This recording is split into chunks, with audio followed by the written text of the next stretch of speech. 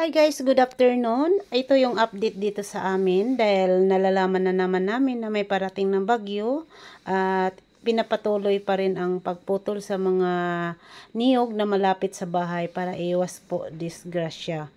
Ang mga opisyalis sa aming barangay kasama ang tanod, sila po ang nagtutulungan para kung saan yung mga punong kailangan putulin na malapit sa bahay is puputulin na.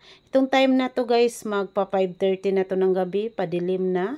At need nilang unahin itong dalawang puno at nahirapan nga sila dito dahil nga malapit sa mga bahay at may kuryente. Kaya hinihila pa nila ito papunta sa kabila para hindi mabagsakan ang mga bahay.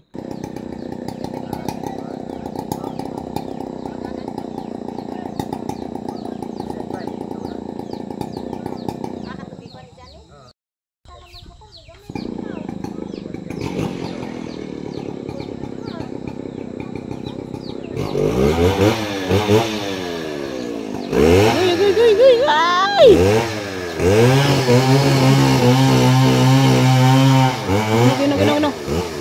Ah! Patay! Ang light. Wajan na dala, no? Wajan. Kurente.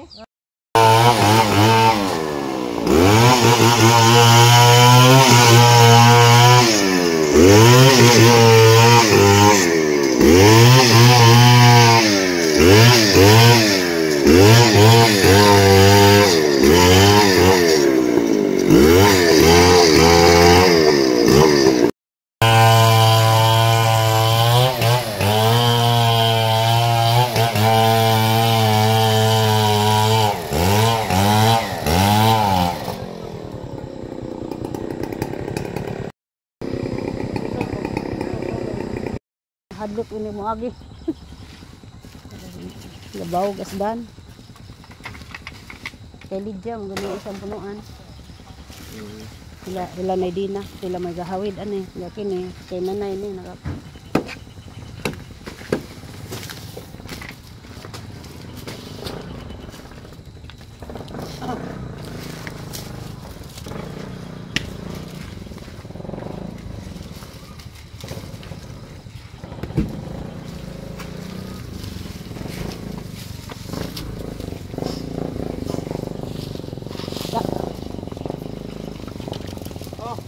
Lukay mo dia.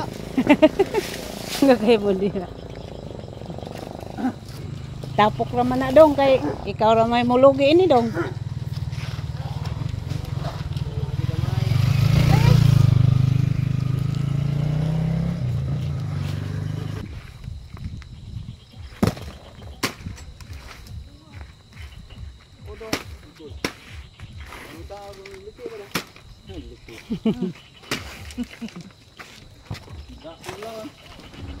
Was-wasan na mga anak led. Na. Ali na lang sa. Kana na piyawitan sunod. Ako na atong gahawid ana.